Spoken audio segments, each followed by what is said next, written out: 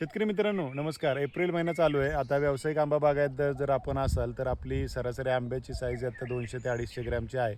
म्हणजे एक सरासरी 10 ते 12 दिवसात तुमचा माल निघायला पाहिजे. बऱ्याच शेतकऱ्यांचे मला प्रश्न येत आहेत की त्यांच्या फळावरती क्रॅकिंग होते, म्हणजे फळाला चीर पडते आणि फळं खराब होत आहेत. तर मित्रांनो, आपल्या बागेमध्ये सूक्ष्म अन्नद्रव्याची जर कमतरता असेल तर आपल्यामध्ये अशी फळं खराब होण्याचे प्रमाण वाढणार आहे.